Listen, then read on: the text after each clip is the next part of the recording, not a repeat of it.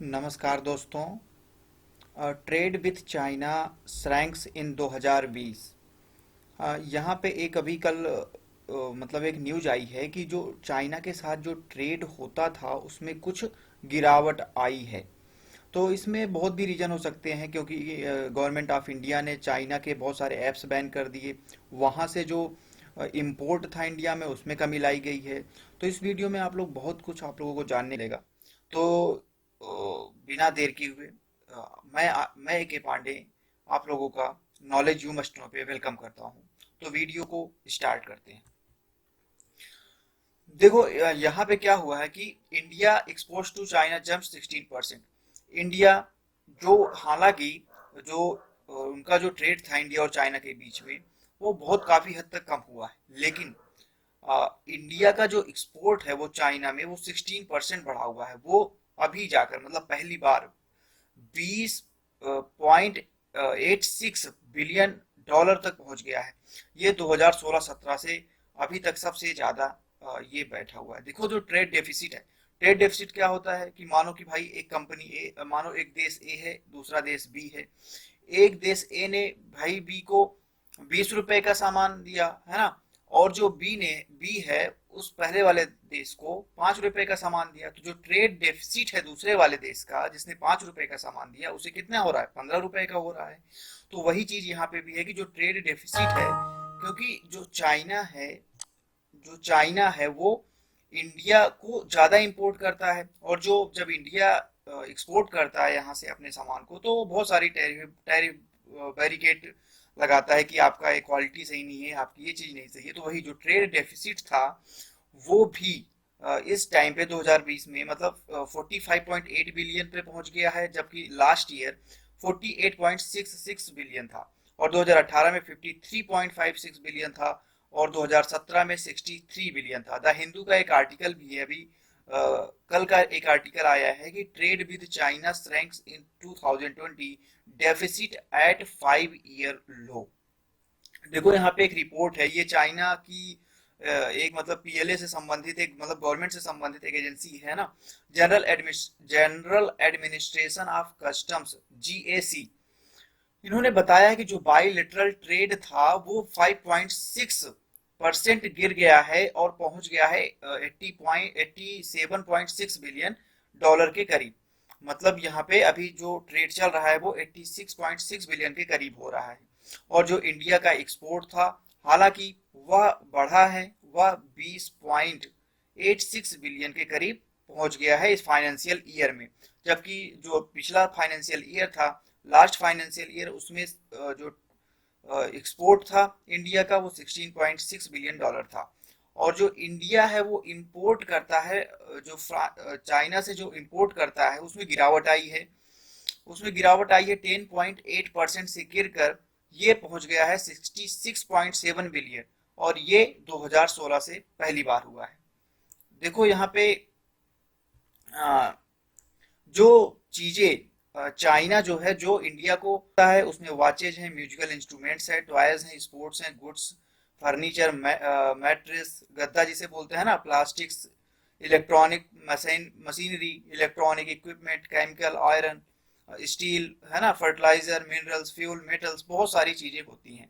देखो, जो 2019 में जो चीजें इंपोर्ट हुई हैं चाइना से इंडिया में, उनमें पहला है इलेक्ट्रिकल मशीनरी है और इक्विपमेंट है, और ये 20.17 बिलियन डॉलर के करीब इंपोर्ट हुआ है इंडिया में, इतना पेमेंट करनी पड़ी है।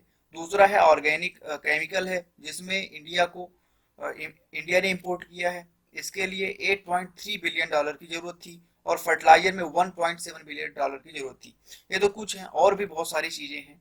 और जो चाइना को एक्सपोर्ट किया गया है 2019 में, वो है पहला आयरन ओर। देखो, जो आयरन ओर है अभी भी, वो जो आयरन ओर है वो इस टाइम पे खुद अपने यहाँ इंपोर्ट कर रहा है, और वो बढ़ा दिया है 9.5%, 2020 में बढ़ा दिया है। तो आयरन ओर का वो बहुत बड़ा इंपोर्टर है। दूसरा ऑर्गेनिक केमिकल इंपोर्ट करता है, कॉटन इंपोर्ट करता है ना, बहुत और भी बहुत सारी चीजें हैं। और देखो, जो चाइना की ग्रोथ है इस पैंडेमिक में, जहां मतलब कोरोना वायरस के इस टाइम पे जहां बाकी देश उनकी जो जीडीपी है, जो इनका साइज है इकोनॉमिक, वो जहां कॉन्ट्रैक्ट कर रहा है, सिकुड़ता जा रहा है, श्रिंक्स कर रहा है, वहां पे चाइना फर्स्ट क्वार्टर में ही पहली बार उसने कॉन्ट्रैक्ट किया 6.8% का। उसके बाद से सेकेंड क्वार्टर से वो लगातार ग्रो कर रहा है। सेकेंड क्वार्टर में 3.2% ग्रोथ हुई और थर्ड क्वार्टर में 4.9% ग्रोथ हुई। और जो चाइना का लार्जेस्ट ट्रेडिंग पार्टनर है 2020 में, वो आसियान ब्लॉक, बाइलेटरल जो ट्रेड है वो 6.7% बढ़कर उसका जो टोटल अमाउंट है बाइलेटरल जो ट्रेड का, वो $684 बिलियन पहुंच गया है। और जो चाइना का सेकेंड लार्जेस्ट ट्रेडिंग पार्टनर है वो है यूरोपियन यूनियन। और अभी हाल ही में यूरोपियन यूनियन के साथ चाइना ने एक फ्री ट्रेड एग्रीमेंट भी साइन किया है। इससे इन दोनों के बीच में जो ट्रेडिंग है, ट्रेड है, वो इसकी अमाउंट और भी बढ़ेगी। और इस टाइम पे 2020 में जब बात करें तो इनकी ट्रेड बढ़कर 6.7 बढ़कर ये हो गया था $649 बिलियन के करीब पहुंच गया था।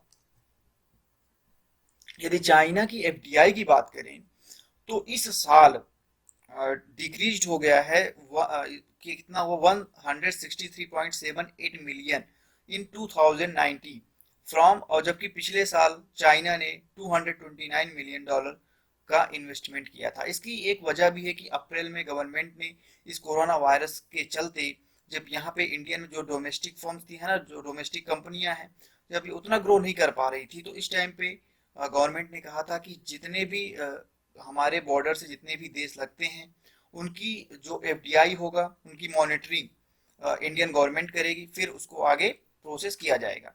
तो एक तरीके से उन्होंने रिस्ट्रिक्ट बैन लगा दिया था, जिसकी वजह से एफडीआई में कुछ कमी भी आई है। और यदि अभी बात टोटल करें कि और इसकी एक ये, और बाद में कुछ टाइम के बाद जून 2020 में चाइना और भारतीय सैनिकों के बीच में गलवान घाटी में एक फाइट हुई जिसमें 20 जवान इंडिया के शहीद हो गए। तब से जो क्लैश है वो बना हुआ है। और यहाँ पे यदि एफडीआई की बात करें तो 2000 से लेकर अप्रैल 2000 से मार्च 2020 के बीच में इंडिया ने एफडीआई अट्रैक्ट किया है चाइना की ओर से $2.38 बिलियन का। और देखो चाइना ने जिस भी सेक्टर में इन्वेस्टमेंट किया है उनमें से ऑटोमोबाइल्स में सबसे ज्यादा उसने इन्वेस्टमेंट किया है, मेटलर्जिकल में सबसे ज़्यादा इन्वेस्टमेंट किया है, उसके बाद इलेक्ट्रॉनिक इक्विपमेंट में किया है, सर्विस में किया है और इलेक्ट्रॉनिक्स में किया है। और अब तो गवर्नमेंट ऑफ इंडिया ने इलेक्ट्रिकल इक्विपमेंट पे कुछ बैन भी कुछ उस पर रिस्ट्रिक्शन भी लगाई हुई है कि जितना कम से कम यूज हो उतना ही सही है ना। बहुत सारे ऐप्स को भी बैन किया गया है क्योंकि जो बॉर्डर है उस पर लगातार क्लैशेस चल रहे हैं। देखो आगे क्या होगा, जब तक ये क्लैशेस खत्म नहीं होंगे जो बॉर्डर पे है ना, तो तब तक ये जो ट्रेड है ये कम ही होगा। और यहाँ पे इंडिया को भी प्रयास करना चाहिए, जैसे अभी इंडिया अपने इस टाइम पे एक्सपोर्ट को बढ़ा सकता है, जैसे राइस वगैरह हो गया है ना, इस टाइम पे चाइना को जरूरत भी है। तो मतलब यहाँ पे इंडिया के पास एक अपॉर्चुनिटी है कि वो अपने एक्सपोर्ट को, जो ट्रेड डेफिसिट है उसको कम से कम कर सके चाइना के साथ। और ये बहुत ज़्यादा जरूरी होगा क्योंकि यहाँ पे देखना होगा कि आगे अभी चाइना और इंडिया, गवर्नमेंट ऑफ इंडिया आगे क्या स्ट्रेटेजी अपनाती है।